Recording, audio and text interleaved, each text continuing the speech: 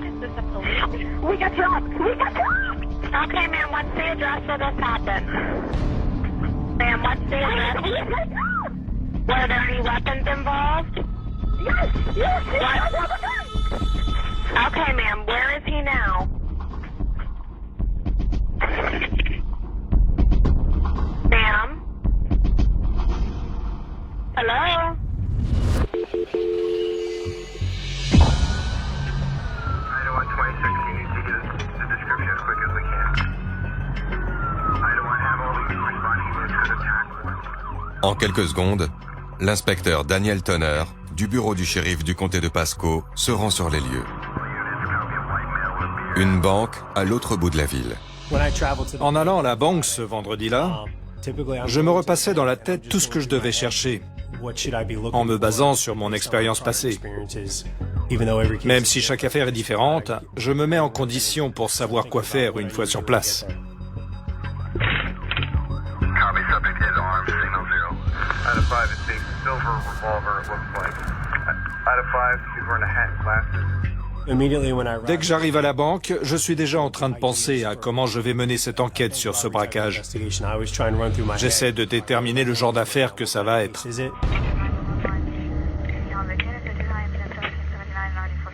En cas de braquage à main armée, il faut partir du principe que le suspect est susceptible de faire usage de son arme. Who are these folks? Are these witnesses? He was here. That white car with the dude over here drinking coffee were here. Is he running or just walking? Ashley walked over there. Over here, I got 2 unbound, 1 with a mirror. Let's get him a statement for him. You can tell the robbery just occurred. Switch to talk 1. Talk 1. Talk 1. How many people are in the bank? Just 1? She was the teller. He kind of got a glimpse to see a good look. He was in the back. The guy was at lunch. So just basically. So we don't have tons of people then. Okay. No, just her is the only one that really got a good description. Je veux savoir si le suspect a marché sur le carrelage. Parce que je veux que la police scientifique vienne relever les empreintes sur le sol et sur le guichet qu'il a braqué. Which teller? Or no, which? Alright, okay, good. It's blocked off. Alright. And they got a video they're working on? Yeah.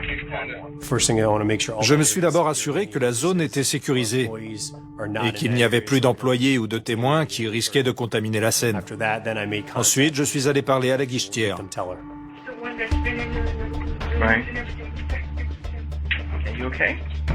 You'll be okay. You take a few minutes, okay? Alright, you'll be fine. You want some water?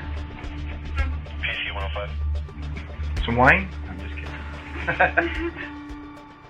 kidding. Elle m'a dit qu'elle était à son poste, au guichet. Le suspect est entré dans la banque. Il s'est approché du guichet. Et il a sorti une arme de sa ceinture, de la main droite, et il l'a pointée sur elle. Il lui a dit de lui donner l'argent. Il l'a traité de à plusieurs reprises. Et il a refusé la somme qu'elle lui a donnée. Il l'a obligé à aller chercher plus d'argent avant de s'estimer satisfait et de repartir.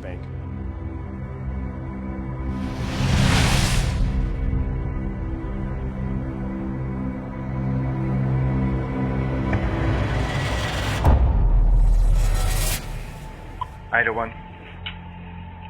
Ida 1. The 1039 to forensics and major crime. Pendant que je suis à l'intérieur de la banque pour mener mon enquête, à savoir interroger les témoins, visionner les vidéos, les adjoints sont dehors et continuent leur travail de leur côté.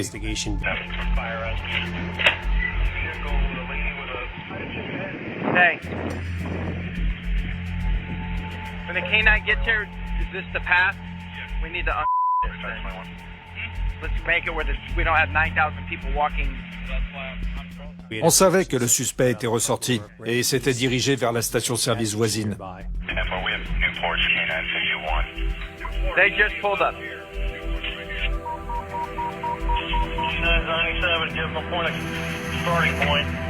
That way. Running right that way.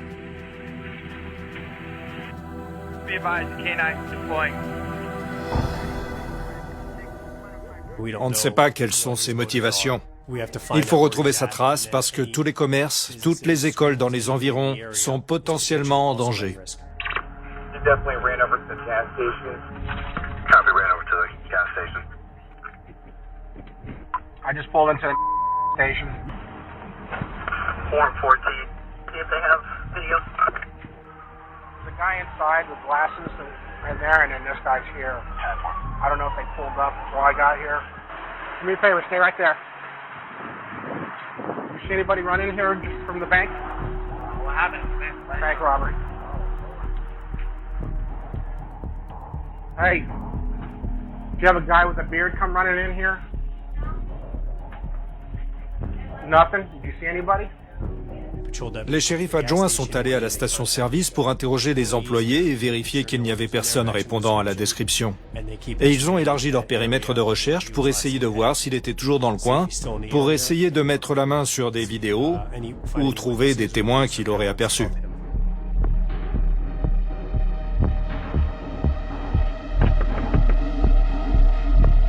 Did you see someone go in here?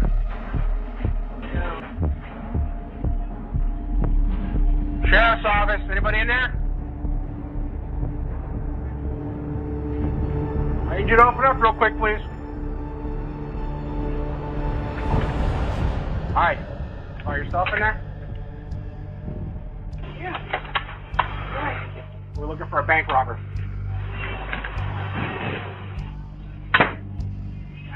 Was this locked? What does he look like, just in case? White male with a beard, possibly has a gun. Do you have any cameras on the outside?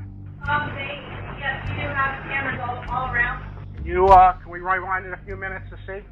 I don't have access to it, but I can call the owner. Alright, we need someone to come down here so we can look at it. Alright.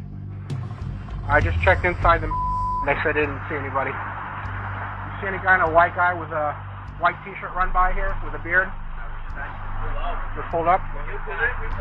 Okay. Les shérifs adjoints interrogent les témoins potentiels devant la station-service, dans l'espoir de découvrir où le suspect s'est enfui.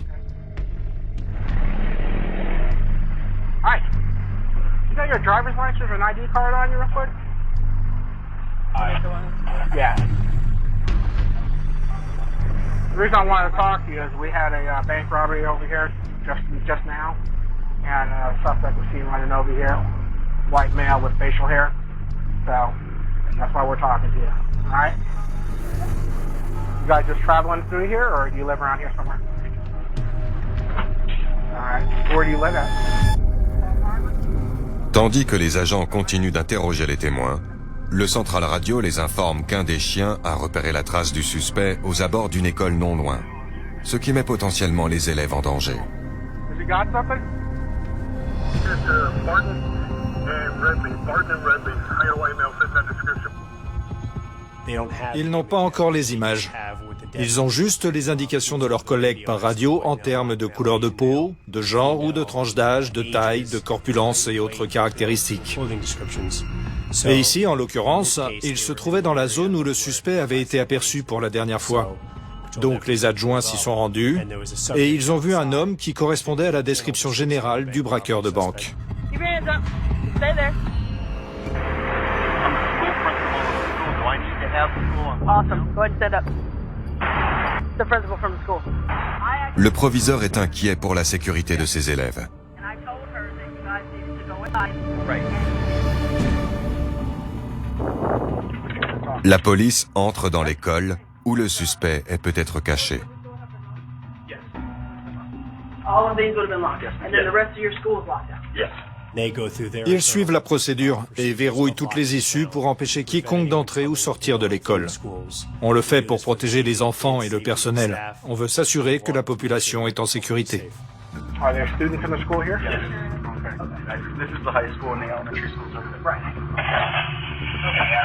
Why don't we check the perimeter? The dog tracked right around the corner. So I don't know if he's on a scent, but we need to make sure it's locked down. Mais après une fouille approfondie des locaux, la police ne trouve aucune trace du suspect. Sur les images de surveillance, Ils découvrent qu'ils ont affaire à un dangereux braqueur qui sévit dans toute la région. Il a commis en tout 8 braquages, avec ce qui semble être la même arme, et toujours sous un déguisement. Il utilise divers déguisements, des perruques, des casquettes, des tenues différentes. Parfois, il a une moustache. Il porte des lunettes différentes, des lunettes de vue ou des lunettes de soleil. Les enquêteurs sont convaincus qu'il s'agit d'un seul et même homme. Mais ils redoutent qu'il ne devienne de plus en plus violent. Was it an armed emergency? Did he have a gun? Il était très agressif et il avait une arme. La police du comté de Pasco craint que ce braqueur en série ne finisse par tuer quelqu'un. Sans compter qu'il ressemble à un fugitif recherché pour un autre crime. Il était probablement lié à un incident grave qui avait eu lieu l'année précédente, dans le comté de Pasco.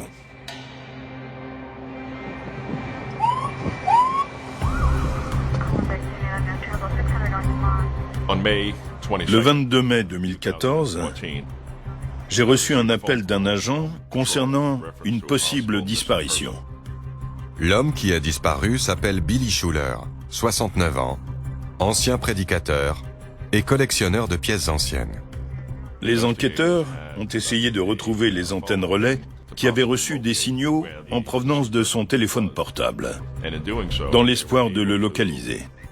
Et ce faisant, ils ont repéré un entrepôt à Holiday, en Floride. Je me suis rendu sur place avec l'inspecteur McInnes. Une fois sur les lieux, les enquêteurs retrouvent le véhicule de Billy Schuller. Mais l'homme reste introuvable.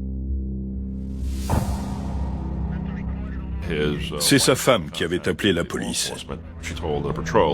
Elle avait dit aux agents que lorsqu'il partait de chez lui pour se rendre à un rendez-vous pour une transaction commerciale, il prenait toujours avec lui de grosses sommes d'argent liquide.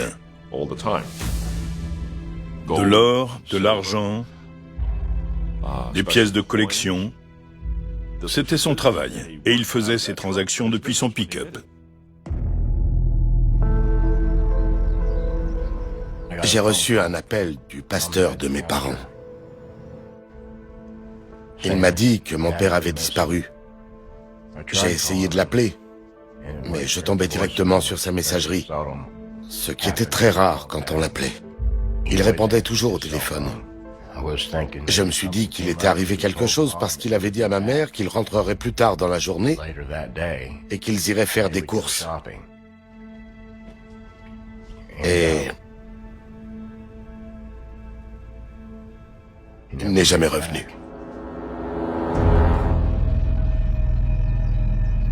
Sur place, l'inspecteur McInnes commence son inspection du véhicule. Ma première constatation, c'était qu'il ressemblait à un pick-up ordinaire, garé sur le parking d'une zone industrielle. Sa présence sur les lieux n'avait rien de suspect a priori. Jusqu'à ce que l'inspecteur remarque un détail troublant. En faisant le tour du véhicule, j'ai aperçu un projectile sur le marchepied, côté conducteur. À partir de ce moment, j'ai commencé à m'inquiéter pour la vie de Billy Schuller et j'ai compris qu'il y avait probablement eu un acte criminel. Cette place de parking devient dès lors une scène de crime. Malheureusement, le projectile ne correspond pas à l'arme utilisée dans les braquages de banque. Les agents sont allés interroger les gens présents sur les lieux. Called a field interview. We just got to get some information.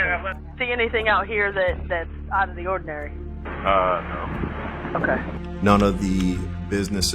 Personne dans les bureaux de cette zone industrielle n'avait remarqué que le véhicule était là, ni depuis combien de temps. C'est à ce moment-là qu'un des inspecteurs m'a informé que l'un des entrepôts avait une caméra de surveillance. Et cette caméra était pointée vers l'endroit où se trouvait le véhicule. En visionnant les images, on voit ce qui ressemble à une dépanneuse en train de se garer exactement à l'endroit où on a retrouvé le pick-up de Billy Schuller. On la voit déposer le véhicule sur le parking et la dépanneuse repart. Donc on sait maintenant, de sources sûres, que le pick-up est arrivé jusqu'ici sur une dépanneuse. Mais ça n'a pas de sens. On ne sait pas où est Billy Schuller. On ne sait pas ce qui s'est passé. La qualité des images est médiocre, ce qui rend difficile l'identification de la dépanneuse ou de son conducteur. On a donc un homme âgé qui a disparu. On a un véhicule déposé sur un parking par une dépanneuse. Et on a un projectile sur le marchepied du pick-up, dont on ignore comment il est arrivé là. Pour moi, ça voulait dire qu'il fallait absolument retrouver Billy Schuller le plus vite possible.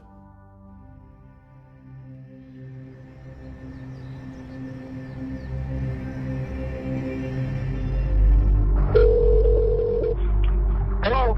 Hi, is this Dave? Yeah, this is Dave. How you doing, Dave? This is Detective McGinnis, the Pasco Sheriff's Office. Oh, yeah? You're a tow truck driver? Yes, sir. Okay, I was hoping you could help me out. Did you pick up a gray truck with a gray topper earlier this morning? Yes, sir, sure did. Took it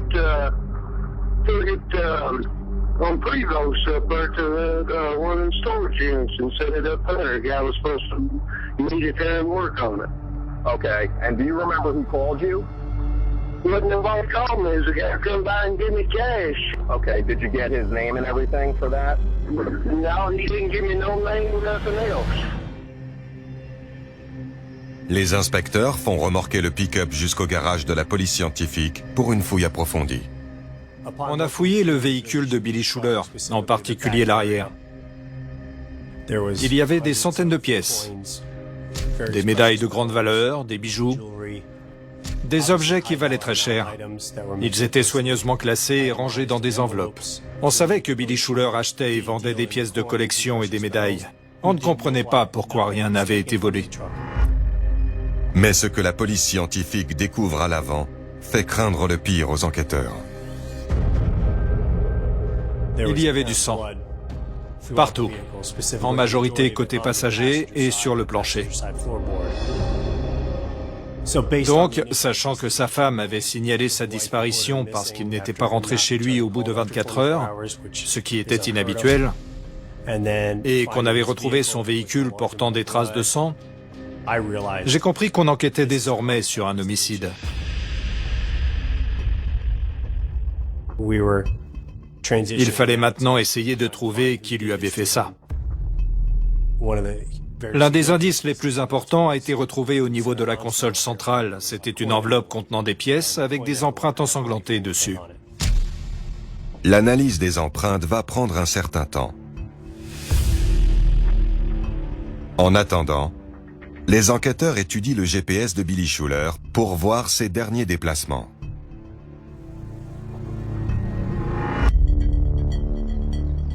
Le GPS a été apporté à l'unité de cybercriminalité.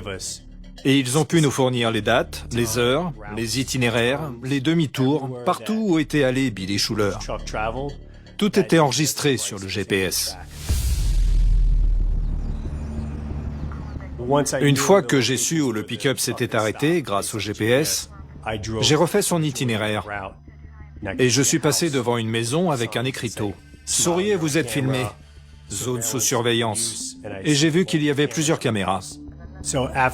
Et après avoir passé cette maison, j'ai vu encore 3 autres maisons qui avaient des caméras de surveillance qui donnaient sur la rue où était passé le pick-up. Il ne restait plus qu'à espérer qu'il s'agissait de caméras avec enregistrement.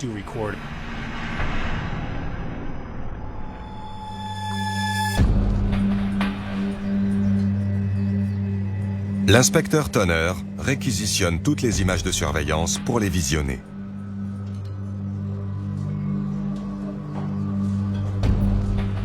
Très vite, il repère le pick-up de Billy Schuller, filmé par plusieurs caméras. On le voit arriver sur la route 19, tourner sur Miles Stretch Road, puis s'arrêter sur le parking de la zone industrielle. Ensuite, il tourne dans ce quartier de Holiday, c'est-à-dire dans un rayon de 1,5 km ou 3 km par rapport à l'endroit où on a retrouvé le véhicule. Malheureusement, à cause du manque de définition de l'image, je n'ai pas réussi à voir qui conduisait le pick-up. Disparu depuis plus de 48 heures, laissant ses proches rongés par l'inquiétude. Mes parents étaient mariés depuis plus de 50 ans. Et ils étaient heureux. Mon père souriait toujours quand il parlait de ma mère. Ils étaient quasiment inséparables. C'était un bon père. Il était strict. Je pense qu'on a été plus exigeants avec nous parce qu'on était des enfants de prédicateurs. Papa a commencé à collectionner les pièces de monnaie à 11 ans. Il échangeait des osselets contre des pièces. Il échangeait des billes contre des pièces. Dès qu'il pouvait récupérer des pièces, il le faisait.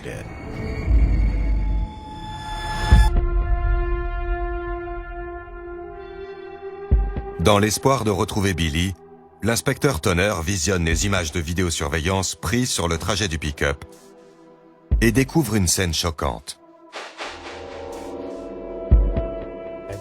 J'ai commencé à regarder les images de vidéosurveillance de la maison située à l'intersection. On peut voir le pick-up arriver au croisement. Puis on le voit tourner vers la gauche. Et donc le côté passager est face caméra. Et c'est là qu'on voit la portière passager s'ouvrir. Et on voit quelqu'un qui a l'air inconscient, qui manque de tomber du véhicule, alors qu'il continue de rouler. Malheureusement, c'est très frustrant, parce qu'à cause de la mauvaise qualité des images de vidéosurveillance, on ne parvient pas à voir de qui il s'agit, ni même à avoir une description basique des vêtements ou de quoi que ce soit.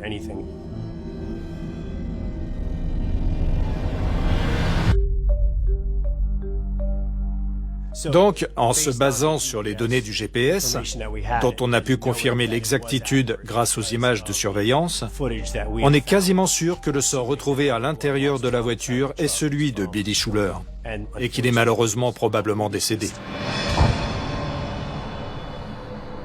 Dans l'espoir de retrouver Billy Schuller, les enquêteurs continuent de ratisser la zone que le pick-up a traversée.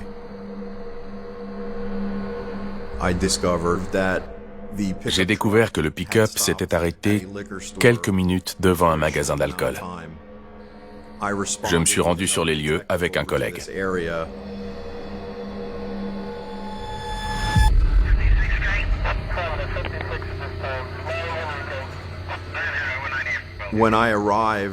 Quand je suis arrivé, j'ai vu des traces de pneus qui se dirigeaient vers une zone boisée, où il y avait des herbes hautes.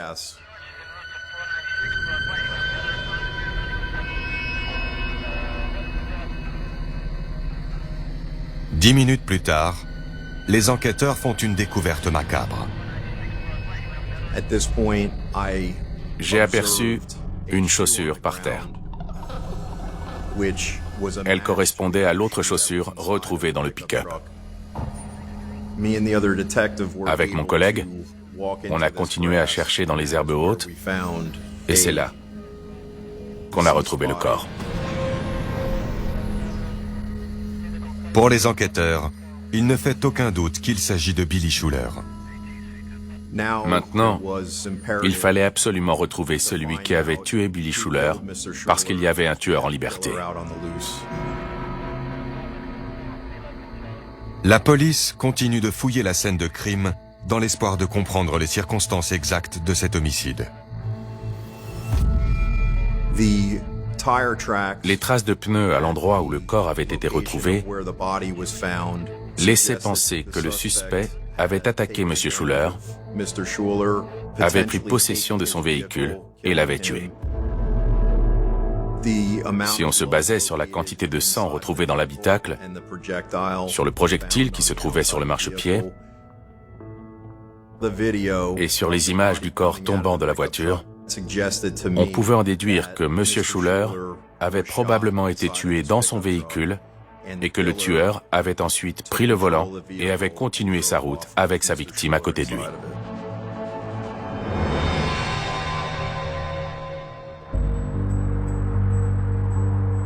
Le moment est maintenant venu pour les enquêteurs de faire ce qu'ils redoutent le plus. Aller annoncer à sa famille que Billy Schuller ne reviendra pas. C'était le week-end de la fête du Memorial Day. Et ils nous ont dit qu'ils avaient retrouvé un corps et que c'était mon père. Quand ils nous ont dit que le corps était là depuis 3 jours, on n'a même pas réagi. On savait de toute façon qu'il ne rentrerait pas. Pendant que la famille encaisse la nouvelle, les enquêteurs comptent sur les résultats de l'autopsie pour obtenir des réponses. Le lendemain de la découverte du corps, je me suis rendu au bureau du médecin légiste pour assister à l'examen post-mortem. Le médecin légiste a conclu que la mort avait été causée par une seule balle tirée dans la tête. Malheureusement, il n'a pas été capable de déterminer le calibre de la balle en question. Pour l'heure, j'en suis rendu à me demander qui aurait voulu tuer cet homme qui n'avait rien fait pour mériter ça. C'était un père de famille, un homme religieux. Il ne semblait pas avoir d'ennemis. En se basant sur les preuves dont on disposait, on ne pouvait pas vraiment définir quel était le mobile de ce meurtre. Rien n'avait été volé dans le pick-up, donc ça ressemblait vraiment à un meurtre gratuit.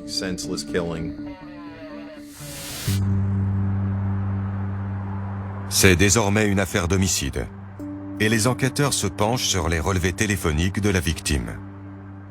C'était très important pour nous de pouvoir récupérer les relevés téléphoniques de Billy Schuller pour voir avec qui il avait été en contact à propos de cette vente de pièces de monnaie. Ils découvrent que parmi les derniers appels de Billy Schuller, plusieurs sont destinés à un homme dont ils ne reconnaissent pas le nom. Tony Maresca. Il fallait donc absolument entrer en contact avec Tony Maresca parce que c'était peut-être la dernière personne à avoir vu Billy Schuller en vie.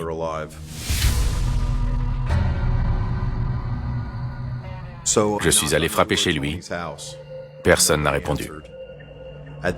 Mais tout à coup, j'ai vu une Ford Explorer blanche arriver, avec une femme au volant. L'inspecteur McInnes s'approche de la femme pour lui parler. Okay, I'm Detective McGinnis, the Pasco Sheriff's Office. Do you have any idea why I need to talk to you? I have no idea. Okay. And are you married? No. Do you have a boyfriend? Yeah, Anthony Maresca. Okay. Do you have any idea where he's gone to now? No idea. En tant qu'enquêteur, j'ai trouvé ça étrange que M. Maresca ait disparu, et c'était probablement un élément clé de l'enquête.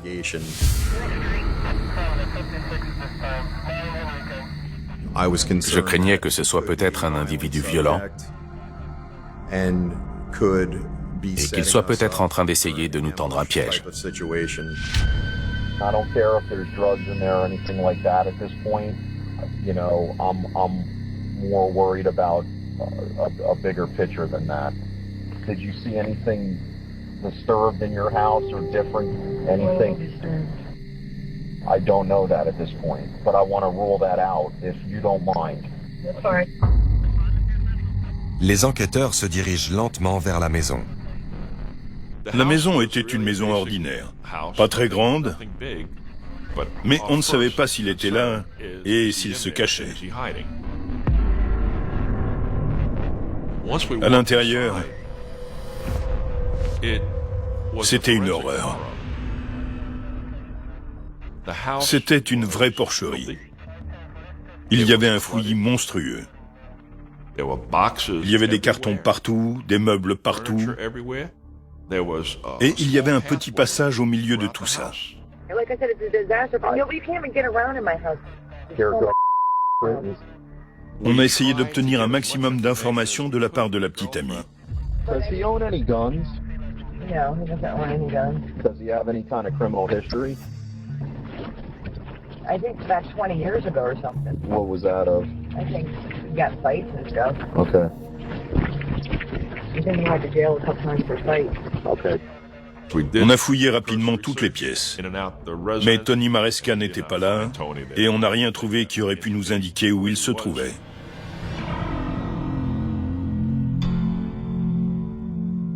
Avec le principal suspect volatilisé, l'enquête sur le meurtre de Billy Schuller prend une nouvelle tournure.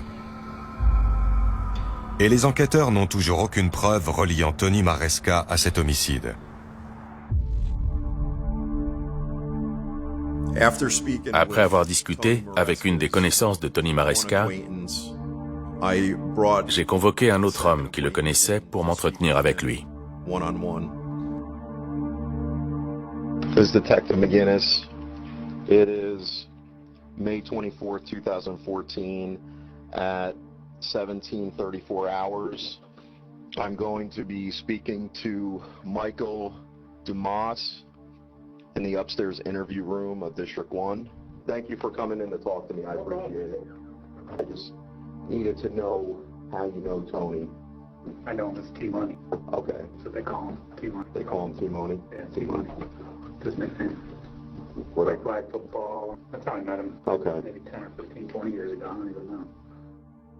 Ce que l'homme raconte ensuite à l'inspecteur va le laisser sans voix. The only other weird thing that I really didn't say nothing to nobody is I know that last night when I saw that down by B-21 they found the body or whatever. I know Tony used to go fishing down there all the time. Anything else? I don't know him that good. You know, I mean, I know him, you know. But he's not a friend. He's more of an acquaintance. Never even been in my house. L'une de ses connaissances m'a dit que Tony Maresca allait pêcher près de l'endroit où le corps de Billy Schuller avait été retrouvé. Tony Maresca était donc lié à la scène de crime où on avait retrouvé le corps de la victime.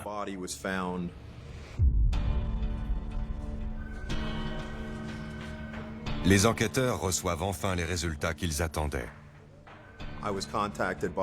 J'ai reçu un appel de l'unité de police scientifique qui m'a informé que les empreintes qu'on avait relevées sur l'enveloppe retrouvée dans le pick-up de Billy Schuller correspondaient bien à celles de Tony Maresca.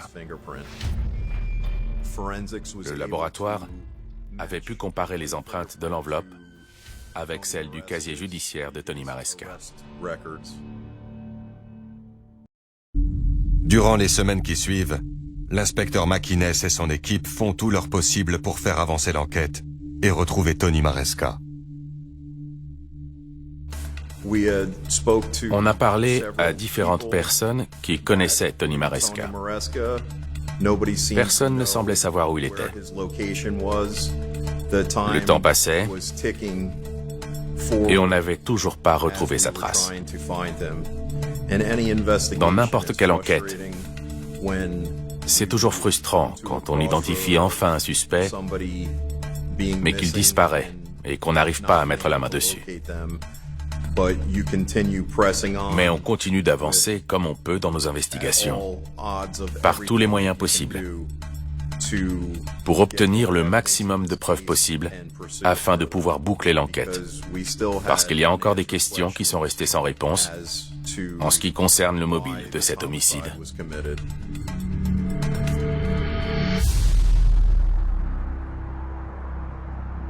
À ce stade, je suis convaincu qu'on a identifié le meurtrier, mais on ne parvient toujours pas à le retrouver.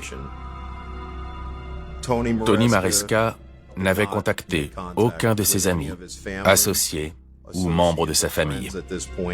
Il avait littéralement disparu de la surface de la Terre. C'est frustrant. Ce n'est pas le genre de situation dans laquelle on aime se retrouver quand on enquête sur un homicide.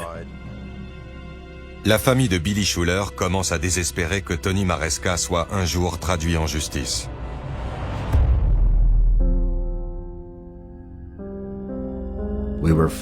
On a dû repartir dans l'Ohio et les inspecteurs nous ont dit « Ne vous inquiétez pas, on l'aura arrêté avant que votre avion atterrisse. » Mais ça ne s'est pas passé comme ça. C'était dur. Je n'aime pas voir les gens que j'aime souffrir. Mais malheureusement pour ma mère, Je crois qu'elle était sous le choc. Elle attendait le retour de mon père. C'est grâce à une autre affaire que la police va parvenir à boucler cette enquête. Après la série de braquages de banques, les enquêteurs examinent de plus près les images du suspect. En regardant les images de surveillance des banques, j'ai dit en plaisantant à mes collègues, « Vous imaginez si c'était Tony Maresca, le braqueur? On ne sait pas où il est. Il doit être à court d'argent. » Les enquêteurs s'accordent à dire que le braqueur ressemble en effet à Tony Maresca, mais ils n'ont aucune certitude. Les images de surveillance des banques sont en général de bonne qualité. On peut voir les gens arriver et repartir, leurs démarches, leur posture, leur tenue.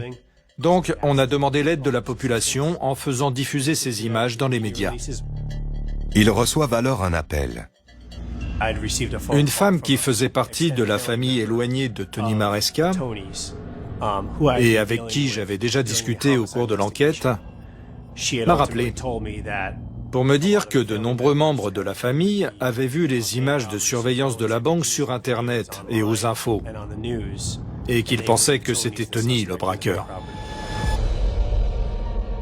Maintenant que l'identité du suspect est confirmée, la police réclame l'aide des US Marshals.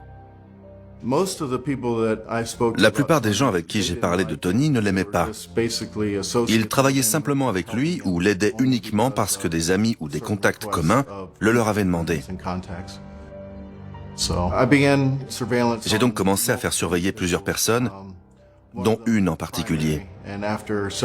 Ce qui m'a amené à découvrir quelques jours plus tard l'endroit où se cachait Tony. C'est un petit motel, situé non loin de chez Tony Maresca. On s'est approché de la porte, on a frappé et on s'est annoncé. On lui a dit que c'était les US Marshals. La porte s'est ouverte, il est sorti de la chambre, les mains en l'air pour montrer qu'il n'était pas armé. Je l'ai embarqué immédiatement.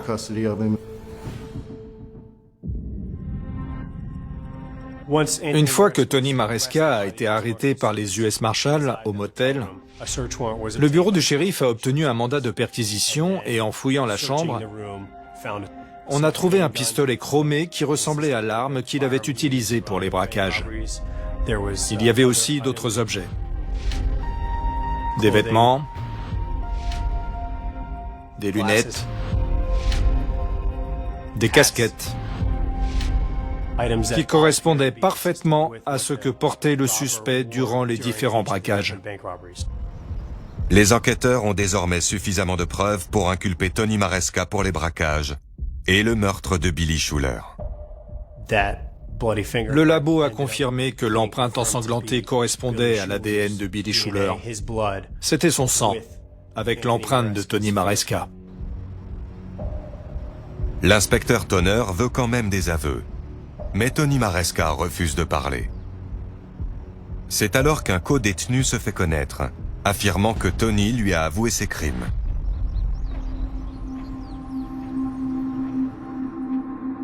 Your girlfriend said you may have information regarding Anthony Maresca? Yes.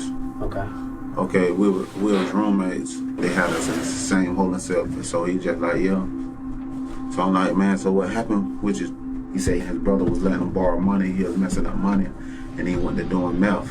He told me that it made him feel like he never felt before, like he was powerful and stuff like that. Then he telling me that he ran into a dude named Billy. He had a Dodge Ram truck. He said the dude met him with the coins. He was a coin collector. He met him with the coin collector.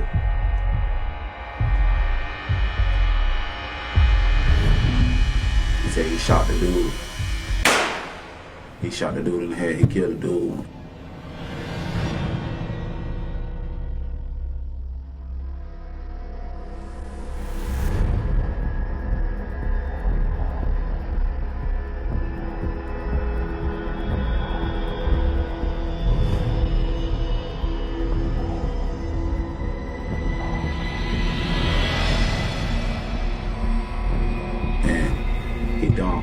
The body in the bushes somewhere.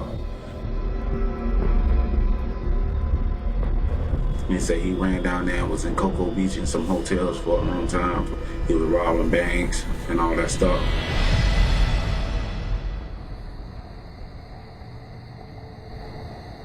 Tony était prêt à tout. Il n'avait pas de gros revenus, il avait une addiction aux jeux de hasard, une addiction aux médicaments. Sa maison allait être saisie, et il savait que Billy Schuller avait toujours beaucoup d'argent sur lui, et qu'il se déplaçait seul. Et quand on a retrouvé Billy et son pick-up, on n'a pas retrouvé d'argent. On a retrouvé toutes les médailles et objets de collection à l'arrière. On en a déduit qu'après l'avoir tué, Tony lui avait volé son argent liquide, ce qui était le plus facile à emporter. Confronté à ces preuves irréfutables, Tony Maresca plaide coupable.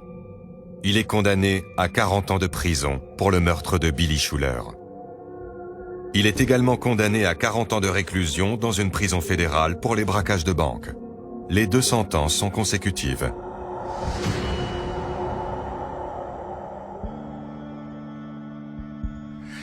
Quand je suis rentré dans le tribunal, j'avais l'estomac noué. Il m'a regardé, et là j'ai vu son visage se décomposer. Il est devenu livide, et il me regardait fixement, parce que je suis le portrait craché de mon père. L'huissier a dû le prendre par le bras pour l'emmener, parce qu'il n'arrivait plus à détacher ses yeux de moi. Je n'oublierai jamais son visage. Comment la mort de votre père a-t-elle affecté votre famille et votre mère? Je ne pense pas qu'on s'en remettra un jour. Pour ma mère, c'est comme si c'était arrivé hier. Ça l'a anéanti. À tout jamais. Il devait rentrer et emmener ma mère acheter une bougie. Acheter une bougie. Et il n'est jamais revenu.